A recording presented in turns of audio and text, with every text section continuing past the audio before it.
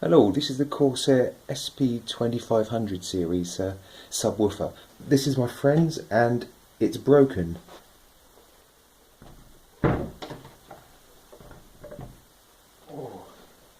It says the power supply is broken in it, and he's already showed me inside.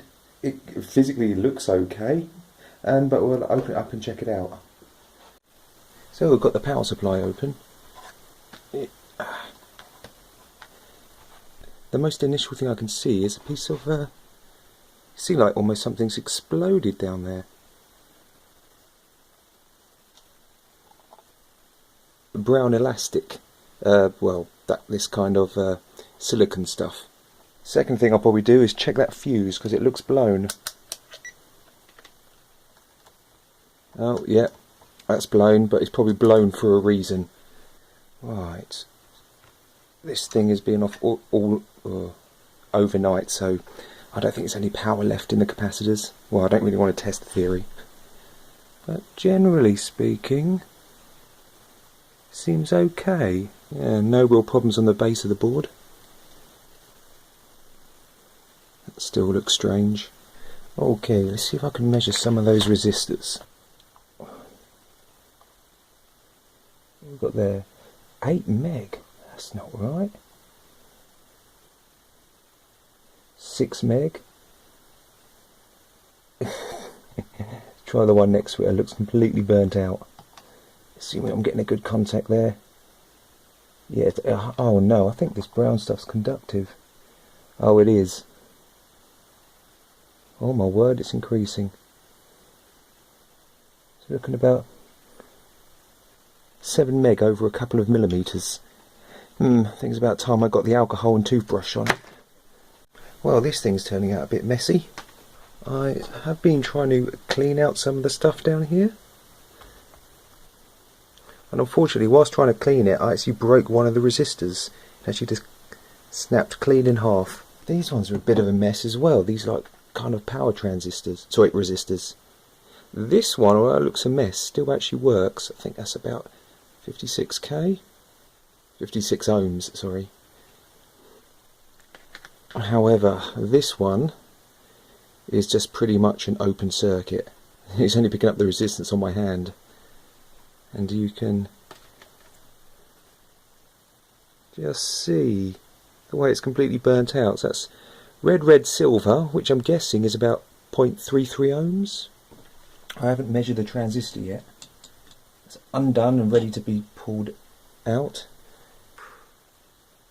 That's not. Maybe they took a lot of heat damage.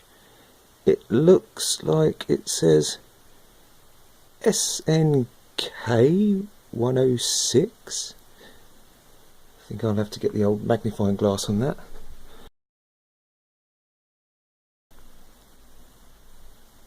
SMK 1060. Can't say I recognise that. Maybe it's more than just a transistor. Let's see what the diode test happens to say. No.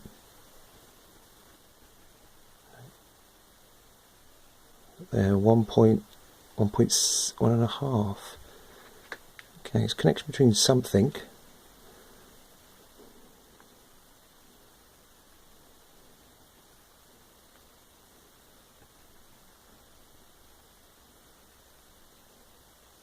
.1 going down. That's floating around quite a bit. Maybe it's just because of the rusty leads.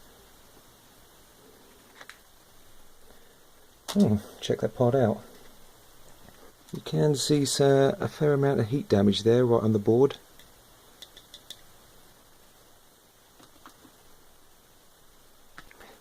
Right, on closer inspection, I would say that's this transistor's pretty much a goner. And it was just a standard MOSFET N-type. Unfortunately, it seems like there's many components blown. Oh, and here's the other board from the other side of the power supply. Because I've noticed that it seems to have about 3 voltages. Well, 5 and 12, and then plus 27 and minus 27, which seems a bit strange. It's not too strange for like a linear amp. Oh god, ow. There we go. So, right. They were connected to the heat sinks. There we go, some more strangely named caps. It's very strange, the capacitors aren't blowing, it seems to be the power devices. Like the transistors and, well, and basic resistors. Right, I've managed to scrape out all that glue adhesive which is in there. And it seems to have got a lot better. You can sort of still see the blast zone. It has made a mess of a lot of these resistors. That was a 0.22 ohm, not 0.33. Made a mistake before. And what is the strange thing is I tried these capacitors and they're all fine. They're all about the correct value, about a couple of ohms of ESR, which is normal for small capacitors of this size. And that's got to be a first. I'm actually going to reuse capacitors from a broken power supply. And you can see what this adhesive has done. It has corroded pins and just absolutely killed the resistors. So now I've ordered the parts and hopefully they'll arrive in a few days. I did manage to find a circuit diagram for this, and I marked all the red ones which are actually pretty damaged as like a red dot, and all the ones which kind of look damaged which probably need replacing with a blue. Now the PWM controller right in the middle here, that chip actually looks fine. However, because it's surrounded by so many dodgy components, I thought, oh, it's probably best I just remove it. And one other strange thing is, see these two 10 ohm resistors with a diode? For some reason they are completely open circuit and they're not damaged at all. That I cannot explain, but heck, at least I found it. So the parts have arrived from RS. It's the same as Mouser and DigiKey, and I put them in. Right, now it's time for a first power up to see what happens. Here we go. Okay, so far so good.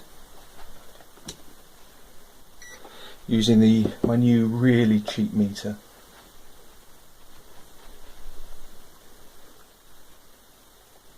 Oh, that can be seen.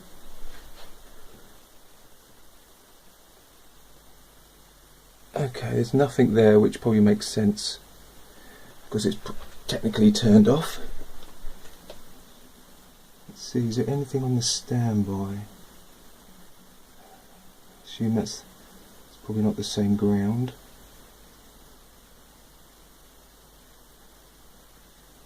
Nope. Nothing there. Not there. Ah, we got 5 volts. 5.5 volts. That's probably from the standby.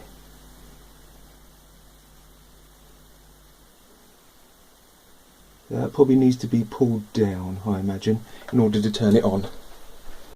Okay, I've put a 1k resistor between like the standby line and the plus 5 volts. Right, now I'll power it up and see what happens. Okay, so far so good.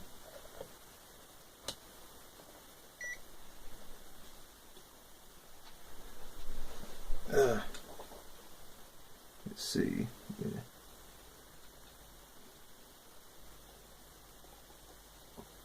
Oh. 30 volts. Blimey, that's high. That's about minus 12. Yeah, that makes sense. So generally speaking, it seems to work. Well, perhaps I'll just let it run for 10 minutes just to see if anything happens to explode.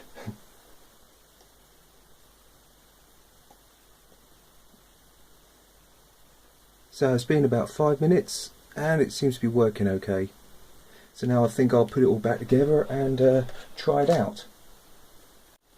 I have smothered this thing in hot glue.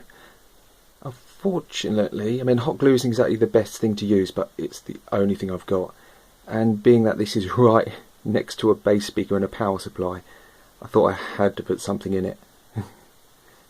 Unfortunately, I can't test it any further because I Forgot to pick up the remote control that goes with it. I mean, I'll give it back to him, and hopefully it'll be okay.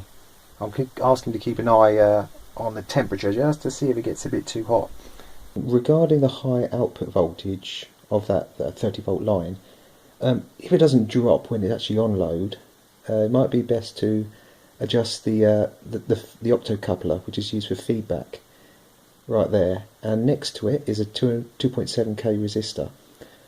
I would actually increase that resistance. I'd probably start by, just doubling it and then reducing it slower, more down to 3k, just so the output volts drops a lot lower to something closer to 25 volts rather than 27, and then that should keep it running a lot cooler.